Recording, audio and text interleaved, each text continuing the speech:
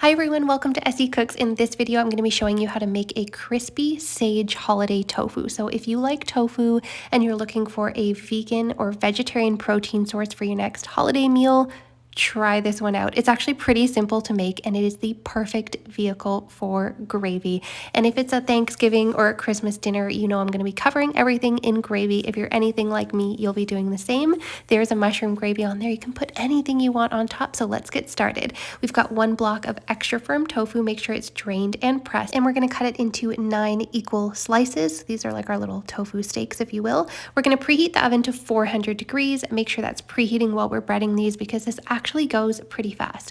I froze and thawed my tofu to give it that nice little bit of meaty sort of texture to it. If you haven't tried this, it's very effective. I love it, highly recommend it. If not, don't worry about it.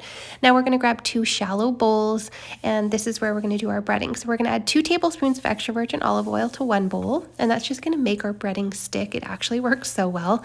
And then in our second bowl, we're going to add together a few ingredients. So a 1/4 cup of nutritional yeast, and then we're going to add in an 1/8 cup of, I'm using oat flour. You can use all-purpose flour or whatever you like there. This happens to make it gluten-free if that's something you need. Then 1/2 teaspoon of poultry seasoning. We need these really sort of Thanksgiving, holiday, Christmas spices. 1/2 teaspoon of garlic powder and 1/2 teaspoon of onion powder. Now don't worry, poultry seasoning for the most part shouldn't have any actual poultry in it. Just check the label, but it's usually just a blend of spices and it is totally vegan, vegetarian safe. Just always check the label, but the one I had is totally fine. Now I'm going to pull out my sage. I got this from my Nona's garden. It's literally the best. Dried it out.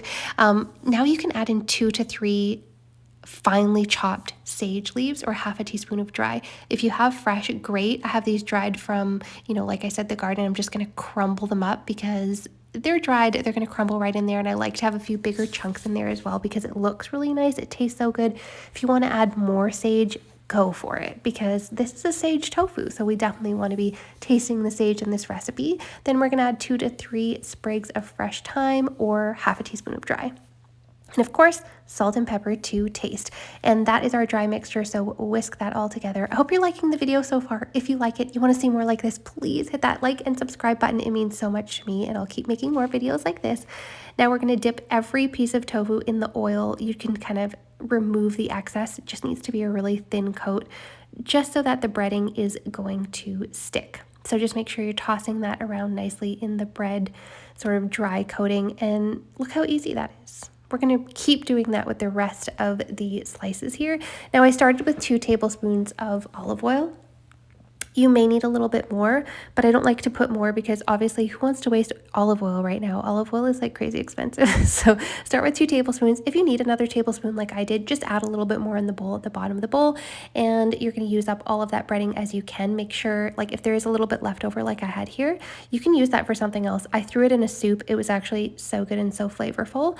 So I just set that aside. Now we're going to bake it at 400 degrees for 25 to 30 minutes. We're going to flip the tofu halfway, and it should come out nice and crispy. I mean, you could pan fry these as well, but I like to just bake them in the oven. It's easy, it's healthy, and we're going to be absolutely covering that in gravy. I made this as part of a holiday sheet pan meal, so if you want the recipe for that, I'm going to put that up above and below. And here is the final result. This comes out crispy, chewy, dare I say meaty. I hope I'm not upsetting anybody by saying that, and I hope that you love this one as much as I do. I honestly find this to be such a satisfying recipe over the holidays when you're wanting a really nice protein source at your holiday meal. Thank you so much for watching.